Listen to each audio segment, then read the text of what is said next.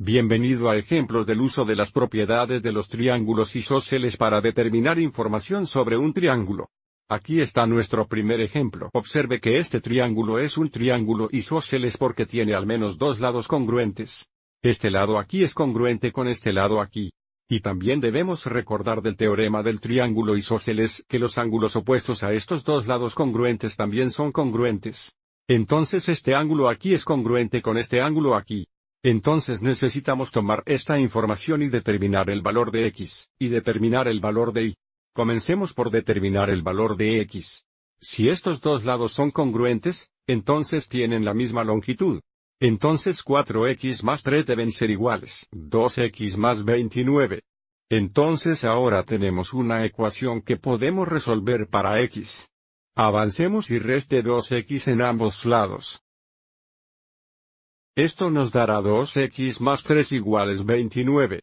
Ahora restaremos 3 en ambos lados. Y ahora tenemos 2x igual a 26, por lo que podemos dividir ambos lados entre 2. Entonces x es igual a 13. Entonces eso se encarga de x, ahora veamos si podemos determinar el valor de y. Como ya determinamos que estos dos ángulos opuestos a los lados congruentes también deben ser congruentes, sabemos que 3 y más 2, los grados deben ser iguales a 41 grados. Entonces, para configurar nuestra ecuación, tendremos 3 y más 2 iguales 41, y ahora podemos resolver esta ecuación para y. Así que reste 2 en ambos lados, eso nos dará 3 y es igual a 39. Y ahora dividimos ambos lados por 3. Y 39 dividido por 3 es igual a 13. Entonces, usando las propiedades de los triángulos isósceles, determinaremos el valor de y el valor de y. Echemos un vistazo a un ejemplo más. Nuevamente aquí tenemos un triángulo isósceles porque tenemos dos lados congruentes.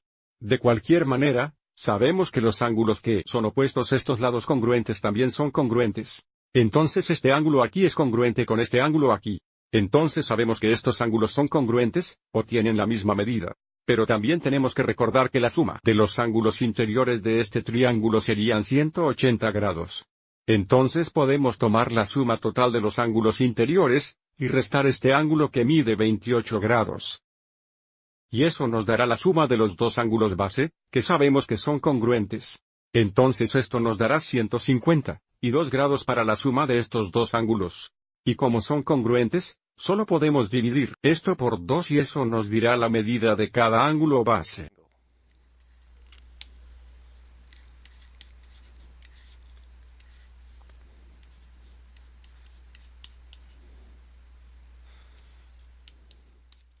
Entonces cada uno de estos ángulos de base tiene una medida de 76 grados. Entonces ahora podemos determinar el valor de x. Nuestra ecuación será 5x más 1 va a ser igual a 76. Entonces restaremos 1 en ambos lados. Y ahora divide por 5. Entonces tenemos x es igual a 15. De nuevo, podemos determinar el valor de x utilizando las propiedades de un triángulo isósceles, y el teorema de la suma del triángulo. Espero que hayas encontrado útiles estos dos ejemplos.